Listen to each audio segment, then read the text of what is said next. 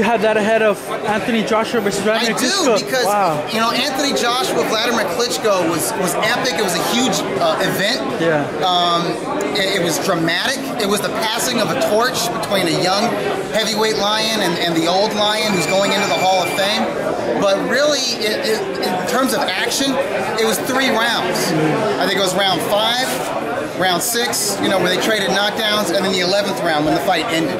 And then all those other rounds, they were just good boxing rounds. You know, there was intensity, there was drama with it, but it wasn't sustained toe-to-toe action.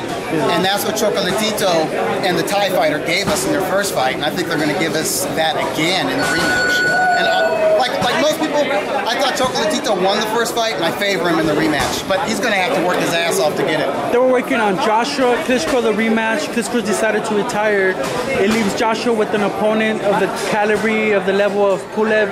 Is that good enough for Joshua at this moment? Is that? Yeah, I mean, it's a mandatory. The thing is, if you want to be the undisputed champion, you have to satisfy the mandatory challengers of each sanctioning organization.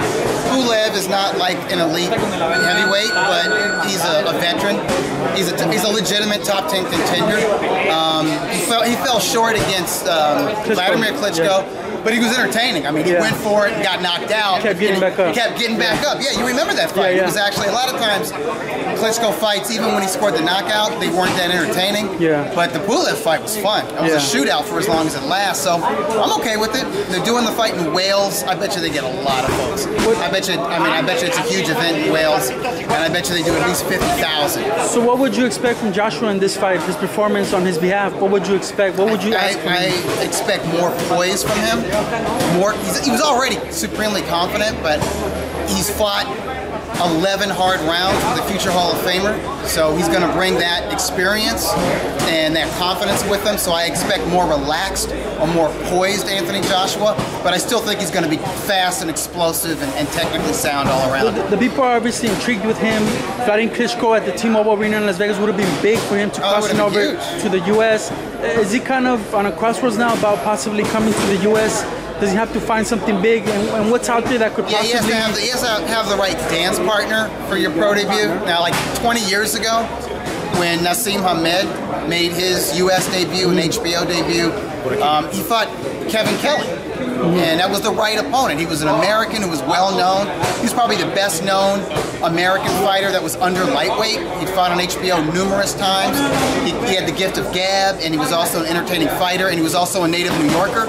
So it was a perfect fight for Prince Naseem Hamed to make his U.S. debut, because the fight took place in Madison Square Garden in New York City. So I think Anthony Joshua needs a similar American B-side. Can you name one? Well, like Big Baby. Jarrell Miller. Jarrell Miller, yeah. He's a New Yorker. He's got the gift of gab, just like Kevin Kelly, right? Yeah. He would be perfect. Like if you're gonna fight in New York City, right? If you're gonna fight at the Barclays Center in Brooklyn or Madison Square Garden, or even shoot at Yankee Stadium, get a local, but who's a contender or an up and comer like Miller, who's got all that confidence, who's going to talk all kinds of mess going into the fight, who's going to basically be a self-promoter and push the event. I think that would be perfect. And obviously the big one that everybody wants to see is Anthony Joshua, Deontay Wilder in the future. That would be awesome. Just, can you assess them as fighters and how they will match up in the ring? Well, Anthony Joshua is an Olympic gold medalist, and